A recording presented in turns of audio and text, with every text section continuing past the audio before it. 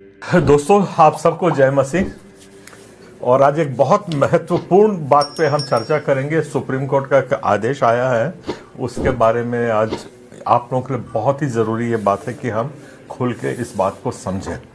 आपके चर्चों पे हमला होता है, पुलिस आती है, मारा पीटी होती है, सब होती है, और पुलिस आपसे असहज प्रश्न पूछती है और जिसमें आप लोग कोई जवाब नहीं दे पाते हैं। वो कोई धर्मांतरण का आरोप लगाता है तो कहीं बहकाने का आरोप लगता है।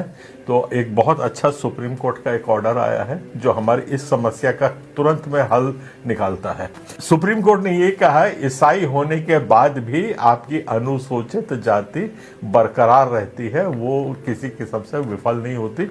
एक बहुत बड़ी राहत मिली है। ये ए राजा जी है जिनने चुनाव लड़ा था। उनका पिता का नाम एंथोनी था और उनकी माता का नाम एस्थर था।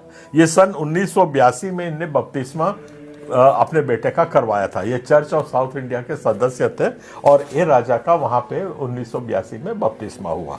राजा का जन्म था 1968 में हुआ था, मतलब वो मात्र 14 साल के थे जब उनका बपतिस्मा हुआ था।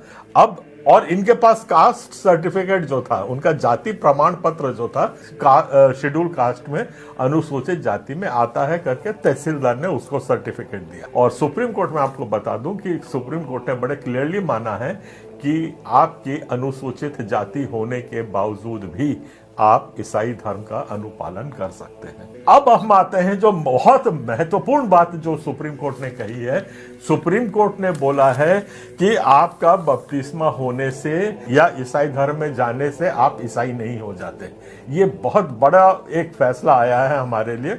और उससे बोला है जब तक आप प्रोफेस नहीं करो, ये आ जाते हैं हम लोग आर्टिकल 25 में, धर्म स्वतंत्रता अनुच्छेद 25 जो हमें धर्म की धार्मिक स्वतंत्रता देता है, उसके अधीन आप अपने धर्म का प्रोफेस कर सकते हैं। प्रोफेस का हिंदी में मतलब है कि आप जब तक खुले आम उसको स्वीकार ना कर लें या दावे के साथ ये ना कहें कि हाँ मैं ईसाई हूं, तब तक आपका धर्म परिवर्तन वैध नहीं है, आपको नहीं माना जाएगा। खाली बपतिस्मा लेने से आप ईसाई नहीं होते, ये सुप्रीम कोर्ट मानता है। तब तक आपका जो एफिडेविट जो कलेक्टर को दिया है, तो कलेक्टर को भी अगर हमने दे दिया है और हम अपना बपतिस्मा भी ले लिए हैं, तो भी हम ईसाई नहीं हैं जब तक हम खुले आम अपनी घोषणा करके ये नहीं स्वीकारते हैं, जिसको प्रोफेस कहा गया है कि हाँ मैंने अपना धर्म परिवर्तन कर लिया है। इसलिए आपके ऊपर कोई भी धर्म परिवर्तन की धाराएं नहीं लग सकती हैं।